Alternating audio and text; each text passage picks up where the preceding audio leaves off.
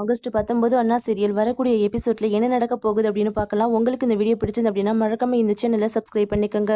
30 வருஷமா உங்க அப்பா கூட வாழ்ந்த வாழ்க்கை நரக வேதனை. என் உடம்புல இருக்கிற ஒவ்வொரு தழும்பையுமே பார்த்தா உங்களுக்கு தெரியும். நான் எத்தனையோ டைம் விஷத்தை குடிக்கிறதுக்காக போயிருக்கிறேன். உங்க 3 பேர்த்தோட முகத்துக்காக தான் இத்தனை வருஷமா இவ்வளவு கொடுமைகளையும் தாங்கிக்கிட்டு நான் வாழ்ந்துகிட்டு இருந்தேன். என் மதினி தான் எனக்கு எல்லாமே இருந்தா.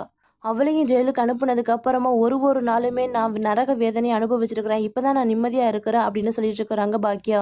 நீ என்னதான் சொன்னாலும் அந்த மனுஷனை இந்த குளத்துல பாக்குறதுக்கு எனக்கு ரொம்ப கஷ்டமா இருக்குதுமா அப்படின்னு சொல்லிட்டு இருக்கிறாங்க முத்துப்பாண்டி. ஜெயில இருந்து வெளியே கூட்டிட்டு வரையில கூட நான் அவர்கிட்ட பேசினேன். அவரு ரொம்பவே முணங்க ஆரம்பிக்கிறாரு.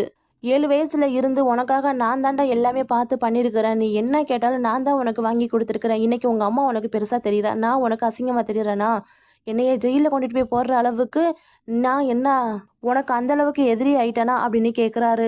அதுக்கு நான் சொன்னேன், நீ திருந்திருப்பா, நான் இப்பவே உன்னைய வெயிலில் எடுக்கிறேன், இல்லை இதே மாதிரி தான் நான் மறுக்க தப்பு செஞ்சுக்கிட்டே இருப்பேன்னு சொன்னேன்னா கண்டிப்பாக நான் உன்னைய ஜெயிலில் இருந்து விடுவிக்கவே மாட்டேன், கடைசி வரைக்கும் உனக்கு ஜெயிலு தான் அப்படின்னு சொல்லியிருக்கிறேம்மா அப்படிங்கிற மாதிரி முத்துப்பாண்டி பாக்கியா கிட்ட சொல்றாங்க. நீ சரியான முடிவா தாண்டா எடுத்திருக்கிற, நீ எடுக்கிற எல்லா முடிவுமே சரிதான், இதுக்கப்புறமா இந்த இடத்துல நீ தான் இருக்கணும், உங்க அப்பா அப்படிங்கிற பேச்சு இனிமேல் இருக்கக்கூடாது அப்படின்னு பாக்கியா சொல்றாங்க.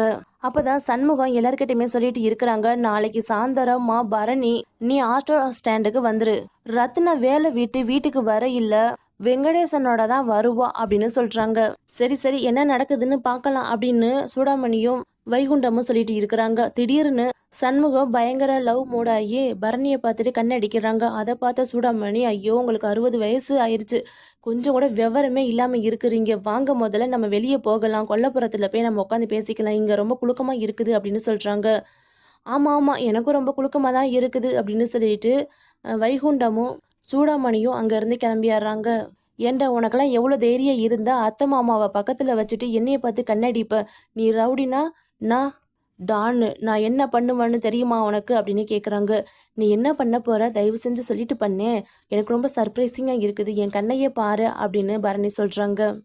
உடனே சண்முகத்தை பார்த்துட்டு பரணியும் கண்ணடிக்கிறாங்க. என்ன உனக்கு மட்டும்தான் கண்ணடிக்கும்னு தெரியும்னு நினைக்கிறியா, நான் ஆளையும் அடிப்பேன் கண்ணையும் அடிப்பேன் போடா அப்படின்னு சொல்லிட்டு அங்கேருந்து போகிறாங்க. ஒன்றும் தெரியாத பூசாரியை கல்யாணம் பண்ணிக்கிட்டு என் வாழ்க்கையே நாசமாக போச்சு அப்படின்னு சொல்லிட்டு ரூம்குள்ளே போகிறாங்க பரணி. மறாத நாள் ரத்னா வெங்கடேஷ் இவங்க 2 பேரையுமே ஒரே பைக்ல வீட்டுக்கு அனுப்பி வைக்கிறதுக்காக ஆட்டோக்காரன் கெட்டப்ல சண்முகமும் உடன்குடியும் நிக்கிறாங்க. அங்க பரணி உடன்குடி அண்ணா நீங்க மட்டும் இருக்கிறீங்க, எங்க சண்முகம் அப்படின்னு கேக்குறாங்க. என்ன பரணி டாக்டர் என்னைய கண்டுபிடிச்சிட்டீங்க, உங்க வீட்டுக்கார கண்டுபிடிக்க முடியலையா அப்படிங்கிறாங்க. பக்கத்துல பார்த்தா தாடி மீசையெல்லாம் பெருசா வச்சுக்கிட்டு சண்முகம் நிக்கிறாங்க. அதுக்கப்புறமா அதே இடத்துக்கு வெங்கடேசனும் வர்றாங்க. ஏங்க இந்த டைம்ல இந்த பிளான்லாம் பண்ணியே ஆகணுமா, பேசாம நம்ம வீட்டுக்கே போயிடலாமே, உங்க தங்கச்சியை பார்த்தாவே எனக்கு பயமா இருக்குது அப்படின்னு சொல்றாங்க.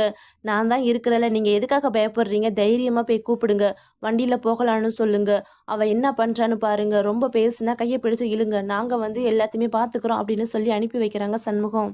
வெங்கடேசனும் சண்முகம் சொல்ற மாதிரியே, பொண்டாட்டி இப்ப வண்டியில ஏறியா இல்லையா, எதுக்காக நீ பிடிவாதம் பிடிச்சுக்கிட்டு இருக்கிற, என்ன வாடி பொடின்லாம் பேசிட்டு இருக்கிறீங்க, உங்களுக்கு அவ்வளோதான் மரியாதை, முதல்ல இங்கேருந்து போறீங்களா இல்லையா அப்படின்னு ரத்னா கோவப்பட்டு பேசுகிறாங்க. வெங்கடேசன் கையை பிடிச்சி இழுக்கிறாங்க.